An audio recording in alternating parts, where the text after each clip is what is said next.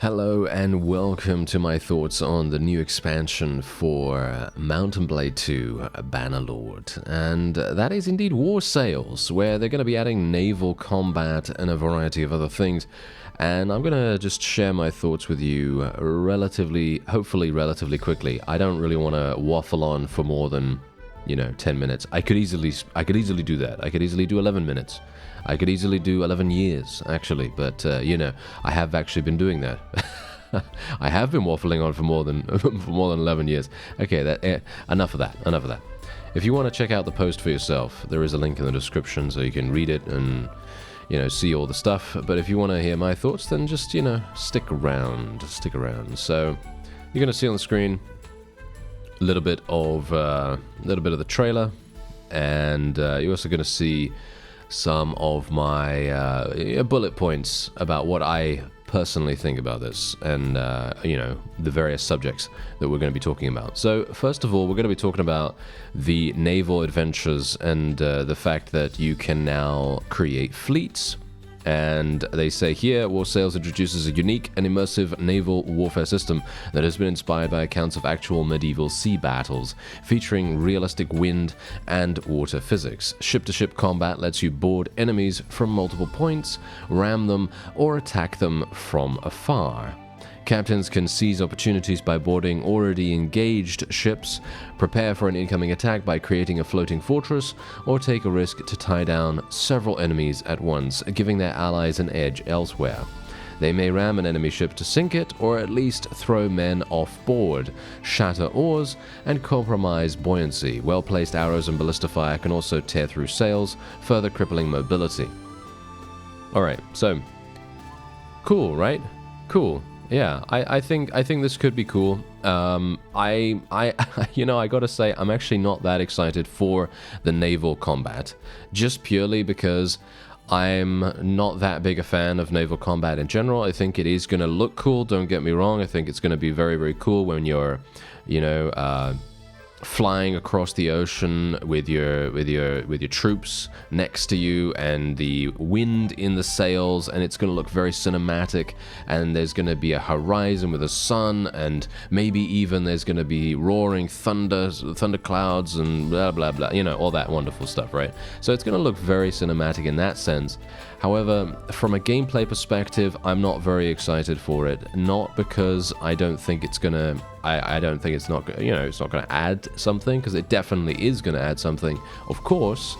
However, I am a little bit not a terribly big fan of the addition of coastal towns being able to be resupplied. So what you're going to need is a fleet to be able to blockade that particular town if you want to stop supplies and reinforcements arriving overseas, quote unquote.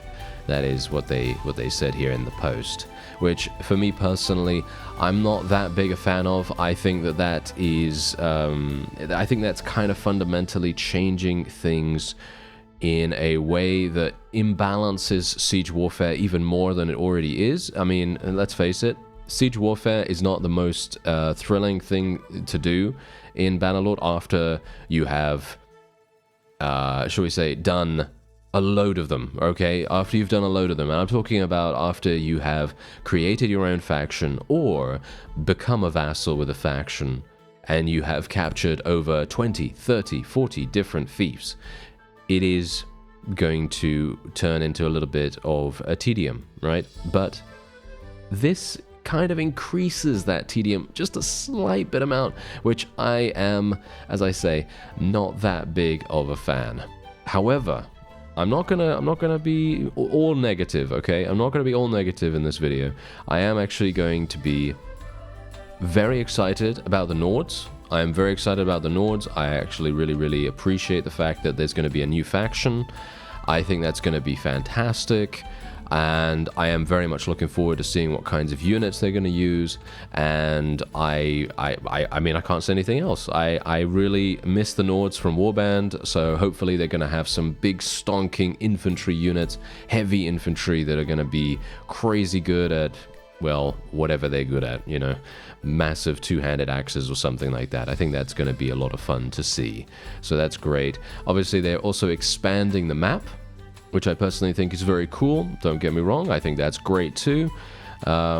We do have obviously different ship types and stuff like that. As I say, I'm not that big a fan of the naval combat and stuff, but they can be customized with siege engines, which I have to admit does sound very cool. So I'm going to withhold judgment, okay? I'm going to withhold judgment on that, but just know that I have a little bit of a sort of negative bias against naval combat right now, but that doesn't mean that it isn't going to be cool in the end. But I am very excited for the Nords. I think that's going to be great. Then we also have...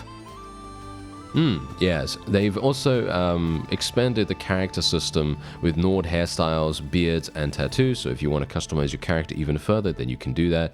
And 3 nautical skills were added that enhance navigation, tactics, and stewardship.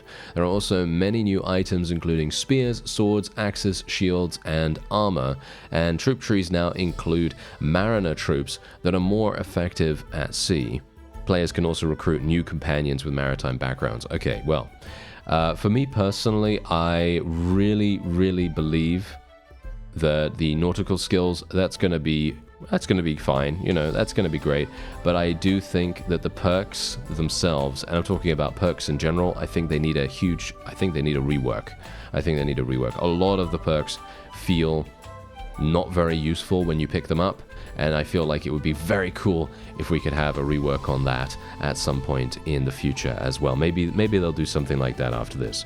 Now, what's really nice, and this is going to be something that a lot of us are probably not going to be too excited for. I am actually very excited for this because this is fundamentally one of the more difficult things to actually do when you first start playing a game like Bannerlord or Warband, and that is a new questline introducing new players to the seas of Calradia through cinematics, scripted missions, and classic mount and blade gameplay.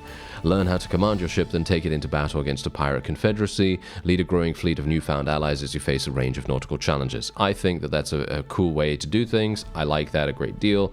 Basically just giving newer players a really nice crash course in the way of how to play the game. Obviously, this is more focusing on how to command the ship, and I'm probably going to be going through it myself, let's face it. That's probably going to be very useful.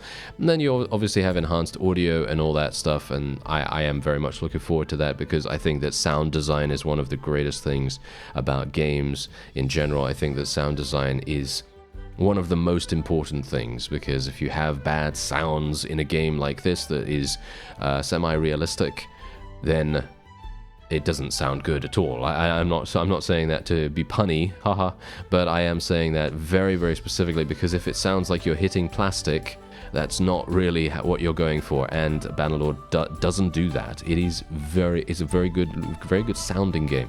Anyway, now we have base game plans. Okay, so base game plans. This is where I am the most excited, okay? And now this is, it's actually hilarious that I'm the most excited for the base game stuff, right? Now, I am most excited for a DLC that they're never going to release. You know that? Because they say here, all right? Look at this. This is what they say. Basically, they're apologizing for not communicating enough with the community, and, well, they say, we had also been working on another project that was planned as a more story-driven DLC. While this was an interesting new approach, it ultimately didn't meet the quality we aimed for. Rather than talking about and releasing something we weren't happy with, we made the tough decision to cancel its launch. These hurdles caused a delay in our communication, and we sincerely appreciate your patience during this time.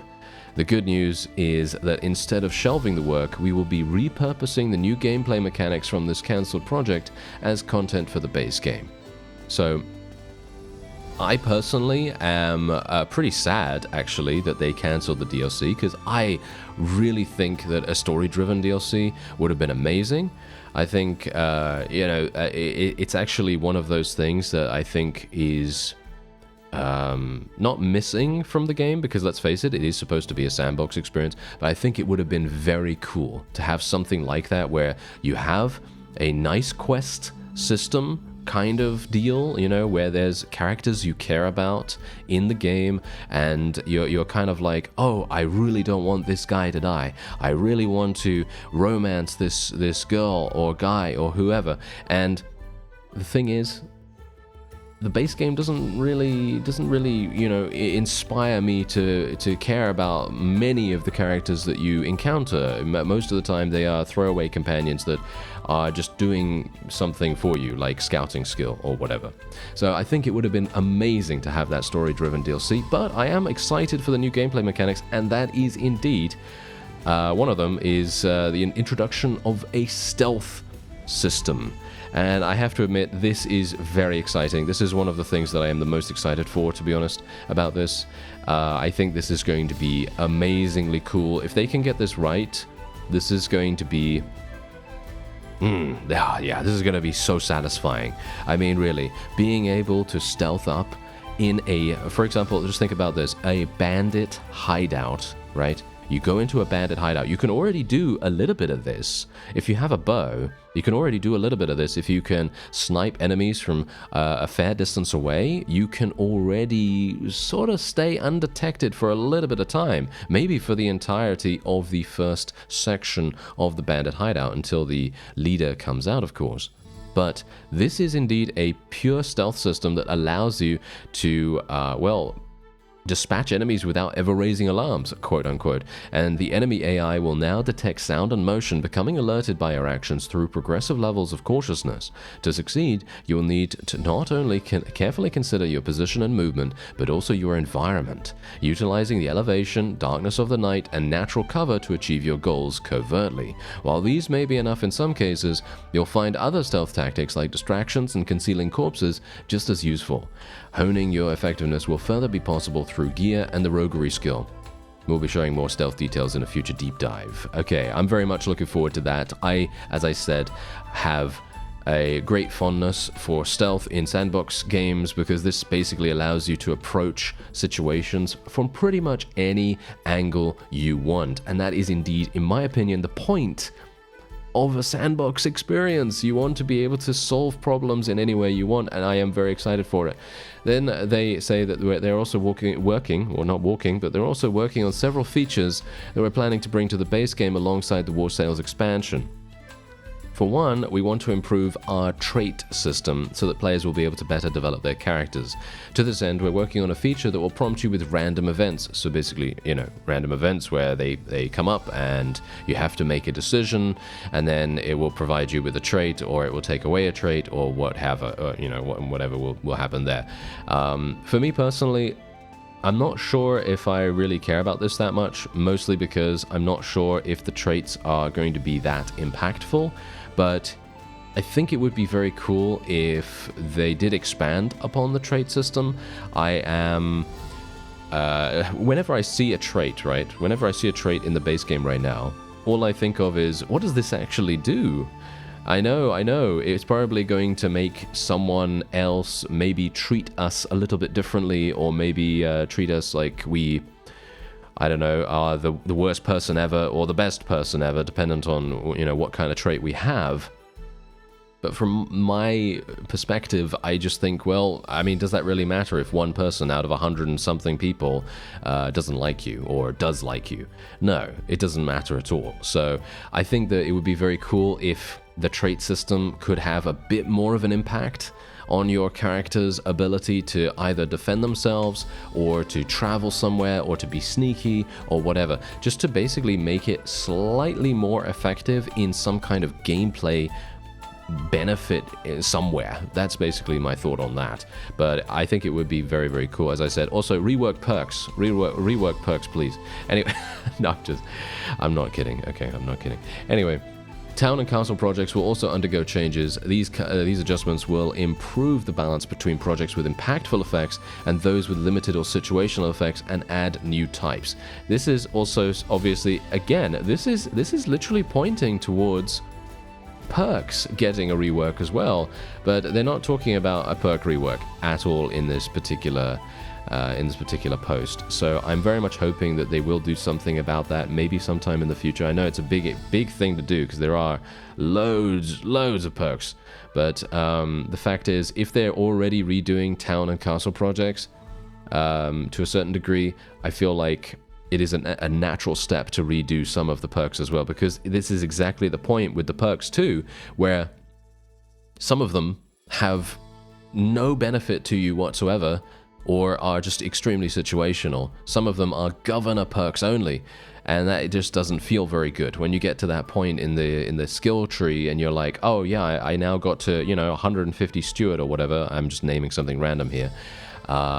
Then you pick a perk and both of the perk options are just governor only, and you just feel very sad about that. But yeah, I can only hope. Anyway, town and castle projects undergoing changes. Cool. Okay, I like that. Another point of interest is the passage of time and the cycle of life in the game. While we think that Bannerlord manages to achieve a happy medium between this progression and not rushing players, we also feel that additional choice in this regard would make for a rather fun alternative to the vanilla experience. We're also making it easier to communicate with nearby enemies by introducing the parley feature, allowing you to enter into a conversation without getting your head cut off. Okay, so parleying with enemies, basically. Alright. Okay, yeah, that's pretty cool. I like that because, let's face it, going and talking to an enemy usually results in one of two things. Either you have to fight them and then you absolutely destroy them if you can, or you get yourself murdered and taken prisoner. So I'm very much appreciative of a parley feature in this sense. So that's cool. I'm not sure what they mean about the passage of time and the cycle of life in the game. Between this progression and not rushing players.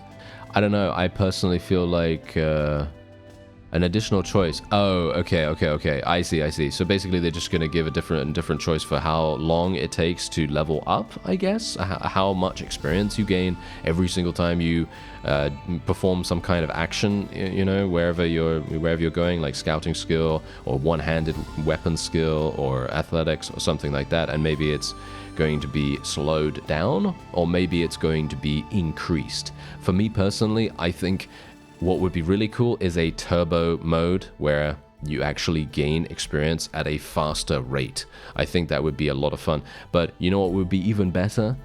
A slider that allows you to customize basically every single thing about your gameplay experience without having to go into any file and edit it or anything like that. And that's actually what they're talking about next. Haha, coincidentally enough. Did you see what I did there? Anyway. The community requested character import and export feature is in the works, allowing you to adjust various aspects like equipment, perks, skills, attributes, name, culture, gold by editing the character file in the game saves folder and importing it via the console window cheats. Okay, well, pretty clearly, you need mods to do this already. There are already mods that actually allow you to do this, but they are indeed wanting to add this to the base game, which I think is good. I think that's great, but I guess it's nice that you don't have to download a mod for it anymore, so that's cool. That's nice. Alongside these, we continue to work on the combat experience, which includes the addition of new weapon types like slings. Spear bracing is being refined with better targeting, smoother animations, and spearmen using their spears by default, making them more effective against cavalry charges. And also a variety of AI enhancements, various other things, like they're going to be improving ranged AI accuracy and increased fire rate through better avoidance of friendly troops, and they're also addressing various siege AI issues, preventing archers with a targeted order from getting too close to the enemy, and more. And finally, they are working on adjustments to support the modding community better. And now I don't know what any of this means because I'm not a modder, but I'm gonna say that whatever happens to increase modding potentials and to make it easier for modders to do their thing, then I am all for that. That is absolutely wonderful. Overall, I think that what we have right here is a very, very nice beginning of extra content for Bannerlord. I'm very much hoping, as I say, that they're going to be continuing to do some extra stuff here. For example, the stealth system this is the beginning of something that could increase the chances of us maybe seeing some siege alternatives, shall we say. I would love to have a siege alternative that allows us to, for example, infiltrate the fief itself. Infiltrate the fief itself, poison the food supplies from the town, and completely wipe out the entirety of their food. So instead of having to wait all of those days on the world map as you bombard their catapults and so on and so forth, instead of that, you just poison the water supply, poison the food, kill a couple of the guards, destroy some of the catapult's supplies, or something along those lines. I don't know, but something that takes you into a scene and allows you to sneak around. This could be very immersive, very fun, and something that I'm very much hopefully going to see sometime in the future, because with the stealth system being introduced, that would be a perfect opportunity to refine and expand upon the siege mechanics as well. That is one thing that I'm very much looking for in Bannerlord, because as I say, after the 10th, 20th, 30th, 40th siege, you kind of think, is there a better way? Is there a better way that I can do this? You know, I don't want to consistently just create trebuchets and bombard the walls, destroy the walls, and then, you know, go in for the assault. Because that's obviously the most effective and most efficient way, maybe not from a time perspective, but definitely from a success rate perspective. So those are my final thoughts on it. I think it would be very cool to see that. And maybe an assassination system. I'm going to add that in as well. An assassination system would be great too. Basically being able to go into a scene in a town and assassinating a vassal. If you can sneak up on them successfully, avoiding all the guards as you go. That would be so cool, wouldn't it? Wouldn't it? I think that would be so cool. Let me know your thoughts on what they have mentioned and your thoughts on what I have said in this video as well. Anyway, there's a link to War Sales. There's a link to War Sales in the description as well, and you can add it to your Steam wishlist. And yeah, it's going to be releasing on the 17th of June in 2025. Yeah, I'm looking forward to it, but I'm mostly looking forward to it because of the Nord faction and also because of the base game changes. I gotta say, I'm not... yeah, as I say, I've already said what I've said, but yeah, anyway. I thank you very much for watching, and I'll see you next time.